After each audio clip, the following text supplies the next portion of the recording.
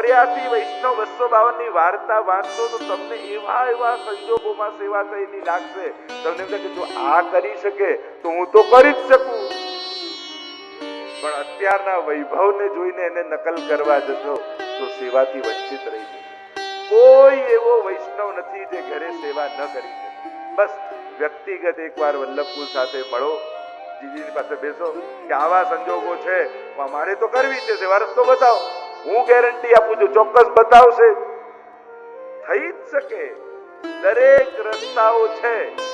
પણ તમે જાહેરમાં પૂછો આવું થાય તો જાહેરમાં તો અમારે નિયમો જ બતાવવા પડે.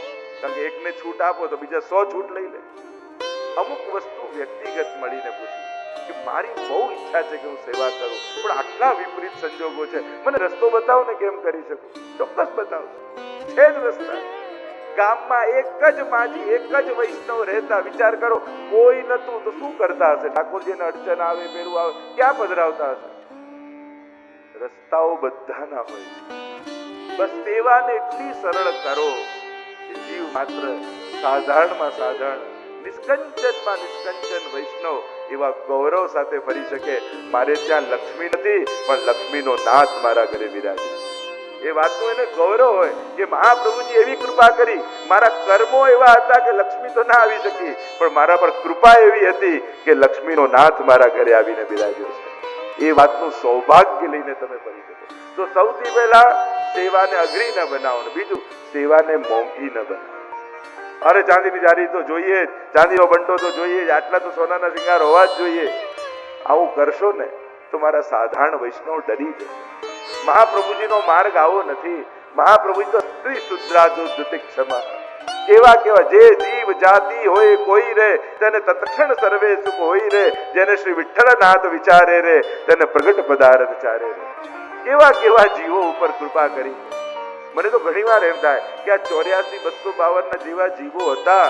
એક એકની વાર્તા, કોઈ શિકારી હતું, કોઈ ચમાર હતું, કોઈ આવું હતું, કોઈ કેવું, કોઈ કેવા લોકો. એ જો આજે અમારી હવેલીના દરવાજે ઉભા હોય ને તો કોઈ હવેલીમાં એને ઘૂસવાય ના દે.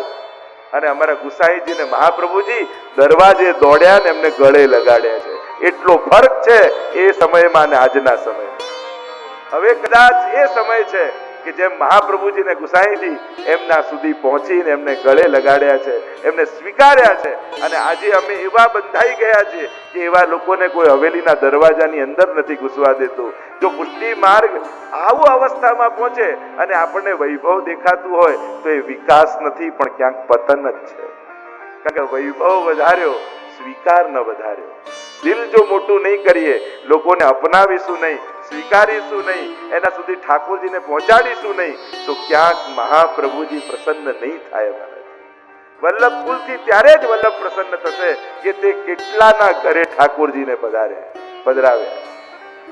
ખાલી એને જોખવામાં જ રહ્યા, તમને આ વ્યવસ્થા નથી, આ વ્યવસ્થા નથી, આમ નથી, આમ નથી. 100 ને ના પાડીએ છે ને 10 ને પધરાવીએ છે. અરે ના, પધરાવો પ્રભુ. કેવી કેવી કૃપા મહાપ્રભુજી ગુસાઈજી. અદે દાન દક્ષશ્ચ મહોદાર, એટલે અદે દાન અને મહોદાર ચરિત્રવાન લખ્યું. મહા ઉદાર છે, ઉદારતાથી અને દક્ષતાથી બે રીતે ઠાકોરજી પધારે. એક અદે દાન દક્ષ, બધા લેવામાં દક્ષ હોય, આપવામાં કોઈ દક્ષ ન હોય. કોઈ દાન આપવામાં હોશિયાર હોય, કોઈને એમ સાંભળ્યું આ દાન આપવામાં બહુ હોશિયાર છે, કેમે કરીને એને આપીને જ રહે. આવો કોઈ દાતા જોયો? કેમે કરીને લઈને જ રે, આવા હોશિયાર જોયા છે. કે આને પટાવતા સારું આવડે, આમને કઢાવતા સારું આવડે, એવા તો દુનિયામાં ઘણા ફરતા હોય, પણ આને આપતા બહુ સારું આવડે, એવો કોઈ હોશિયાર જોયો? અમારા મહાપ્રભુજી એવા દક્ષ છે.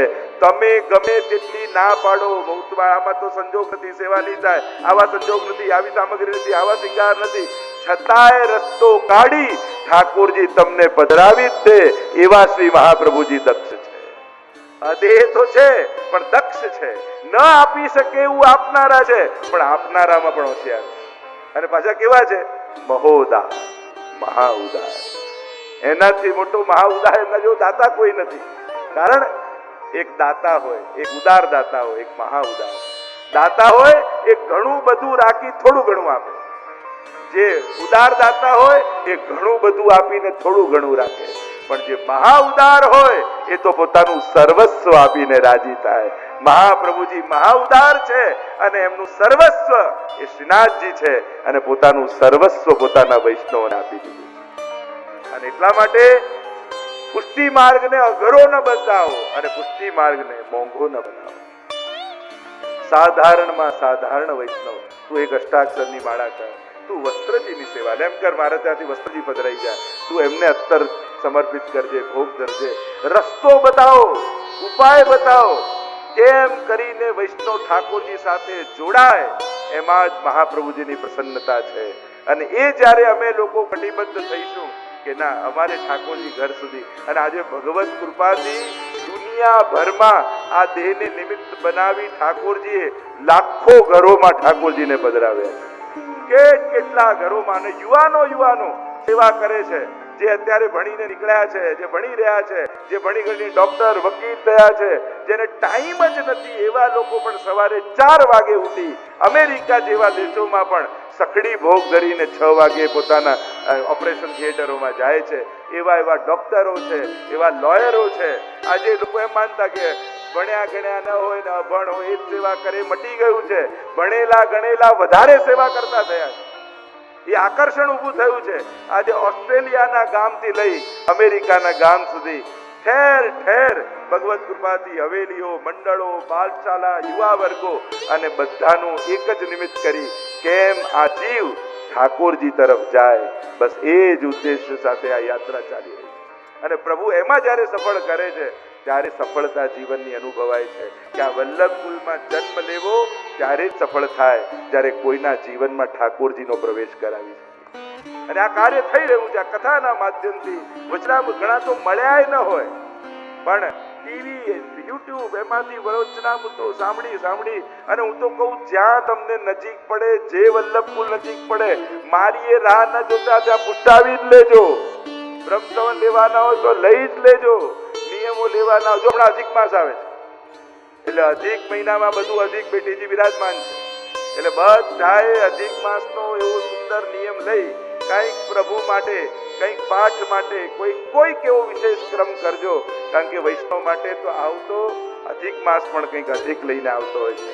અધિક ભગવત સેવા, અધિક ભગવત નામ. અને એટલે આજે લાખો લોકો જોડાયા છે. અને જ્યાં અમે તો એમ ઘણી વાર કથા સાંભળે ને લોકો એટલે પ્રભાવિત થઈ કે ના હવે તો આમની પાસે, હું કહું મારો આગ્રહ ન રાખો, કોઈ વ્યક્તિ વિશેષનો આગ્રહ ના રાખો, મહાપ્રભુજી જ કાર્ય કરી રહ્યા છે. જ્યાં તમારું મન લાગે, જ્યાં તમારો ગુરુ ભાવ પ્રગટ થાય, જ્યાં તમને એમ થાય કે નામની વાત મારા હૃદય સુધી સ્પર્શે છે, ત્યાંથી જોડાઈને ભક્તિમાં આગળ વધી જ જાઓ, શરૂ જ કરી દો, કારણ કે સમય જઈ રહ્યો છે.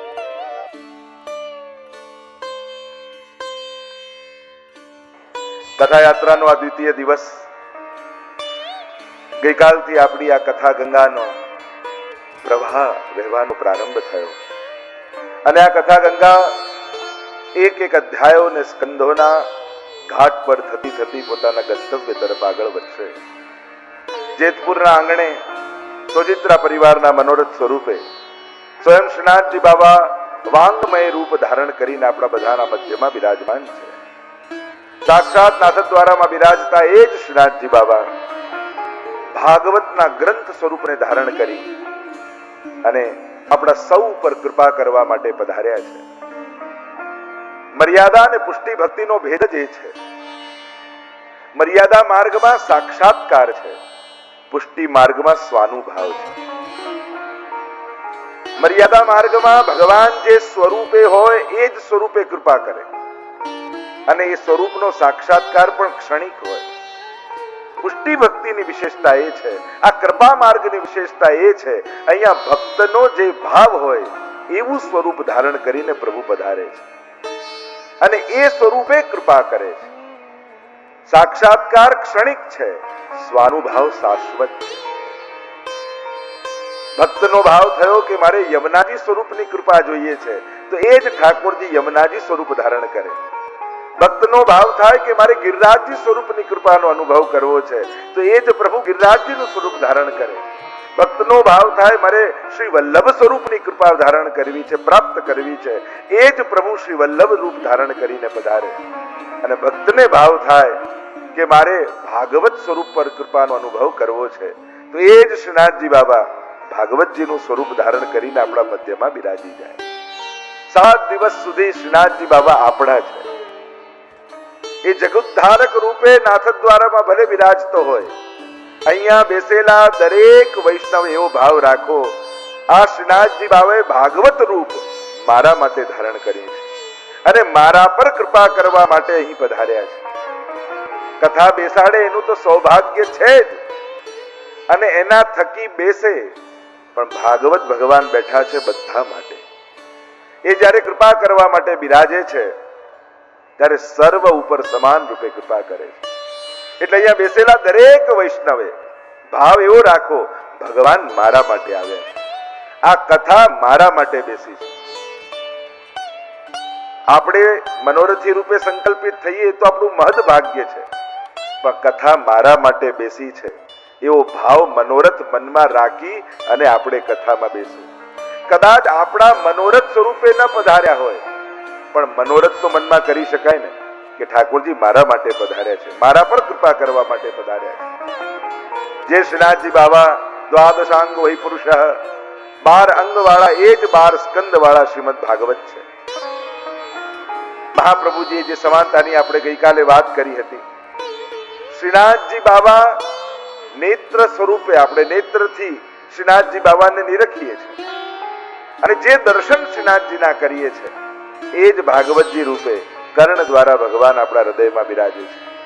તમે જ્યારે શ્રીનાથજી બાબાની ઝાંખી કરો છો ત્યારે શ્રીનાથજીના સ્વરૂપની સાથે એમાં તો 12 સ્કંદ છે જ, પણ શ્રીનાથજી બાબાની કંદરાની જ્યારે તમે ઝાંખી કરો છો, કારણ કે શ્રીનાથજી બાબા કંદરા સહિત બિરાજે છે. જો આપણે ત્યાં અનેક પ્રકારના સ્વરૂપો છે, ગૌર સ્વરૂપો છે, ચિત્ર સ્વરૂપો છે, શ્યામ સ્વરૂપો છે, અને શ્યામ સ્વરૂપમાં પણ 2 પ્રકારના સ્વરૂપો હોય, એક રક્ત શ્યામ અને બીજું મેઘ શ્યામ. શ્રીનાથજી બાબાનું જે સ્વરૂપ છે, દૂરથી કદાચ તમને દર્શન ન થતા હોય, પણ નિકટથી જ્યારે અમે સેવા આદિમાં જઈએ, શ્રીનાથજી બાબાના ચરણસ્પર્શ કરવા જઈએ, ત્યારે ધ્યાનથી તમે એ સ્વરૂપના નિરખો તો શ્રીનાથજી બાબાનું સ્વરૂપ એ રક્ત વર્ણનું છે, રક્ત શ્યામ છે. 2 પ્રકારના શ્યામ વર્ણ હોય, એક લાલાશ જેવો અને એક મેઘ શ્યામ, એક ઘનઘોર વાદળ હોય એવા સહેજ વાદળીપણાનો શ્યામ. શ્રી યમુનાજીની શોભા કેવી છે, મહાપ્રભુજી યમુનાષ્ટકમાં આજ્ઞા કરે છે, ઘના ઘન નિભે સદા ધ્રુવ પરાશરાભિષ્ટ દે. કેવી શોભા છે? કાળા વાદળો જેવી, થોડીક મેઘ શ્યામ જેવી. જેમ વાદળોમાં થોડુંક વાદળીપણું દેખાય, યમુનાજીની શોભા એવી છે. અને શ્રીનાથજીની શોભા કેવી છે તો કે રક્ત શ્યામ છે.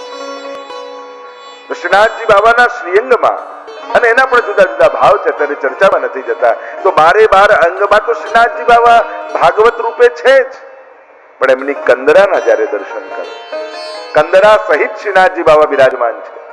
આપણે ત્યાં ઘણા નિધિ સ્વરૂપો એ કંદરા સહિત બિરાજે છે. એમની કંદરાના પણ વિશિષ્ટ ભાવો છે. એમ તો જોવા જાઓ તો 7 સ્વરૂપો તમે શ્રીનાથજી બાબાના સ્વરૂપમાં દર્શન કરી જ શકો છો. આ તો આપણી ભેદ બુદ્ધિ છે કે બધા સ્વરૂપોને જુદા જુદા માનીએ છીએ. બાકી શ્રીનાથજી બાબાના સ્વરૂપનું ભાવ સાથે દર્શન કરો તો 7 સ્વરૂપમાં પહેલું સ્વરૂપ મથુરાધીશનું, અને મથુરાધીશની જ્યાં ભીતરની ગોળ પીઠિકા, તો શ્રીનાથજી બાબાની ગોળ કંદરા છે. તમે બીજું સ્વરૂપ વિઠ્ઠલનાથજીનું જુઓ તો વિઠ્ઠલનાથજીના બંને હસ્ત કટી પર છે. નાથદ્વારામાં દર્શન કરો, શ્રીનાથજીની બાજુમાં વિઠ્ઠલનાથજીનું સ્વરૂપ છે. શ્રી ગોવિંદરાયજીના માથે બિરાજ્યા અને કટી પર બંને હસ્ત છે, તો શ્રીનાથજી બાબાના જમણા હસ્ત કટી પરના દર્શન કરો તો તમને વિઠ્ઠલનાથજીના દર્શન થાય. ત્રીજું સ્વરૂપ એમ જોવા જાઓ તો શ્રી દ્વારિકાધીશ, દ્વારકાધીશની ચોરસ પીઠિકા છે, તેમ શ્રીનાથજી બાબાની પણ ચોરસ પીઠિકા છે. જ્યારે ચોરસ પીઠિકાના દર્શન કરો ત્યારે તમને દ્વારકાધીશના દર્શન શ્રીનાથજી બાબામાં થાય. ચોથું સ્વરૂપ શ્રી ગોકુલનાથજીનું છે, અને ગોકુલનાથજીનો એક હસ્ત ઊંચો છે, ગિરિરાજ બાબાને ધારણ કરે છે. આજે પણ ગોકુલમાં બિરાજમાન છે, જે ચોથા નિધિ રૂપે બિરાજમાન છે. તો શ્રીનાથજી બાબાનો ઊંચો હસ્ત ઠાડો, શ્રીનાથજી બાબાનો જે ઊંચો ઉઠેલો હસ્ત છે એના દર્શન કરો તો ગોકુલનાથજીની ઝાંખી થાય. પાંચમું સ્વરૂપ શ્રી ગોકુલ ચંદ્રમાજીનું, જે કામનમાં બિરાજમાન છે. શ્રીનાથજી બાબાના મુખારવિંદના દર્શન કરો તો સાક્ષાત ગોકુલ ચંદ્રમાજીની ઝાંખી થાય. એમ પાંચમું સ્વરૂપ ગોકુલ ચંદ્રમાજી સાક્ષાત શ્રીનાથજીમાં ઝાંખી આપે. છઠ્ઠું સ્વરૂપ શ્રી બાલકૃષ્ણલાલજીનું સ્વરૂપ સુરતમાં બિરાજમાન છે.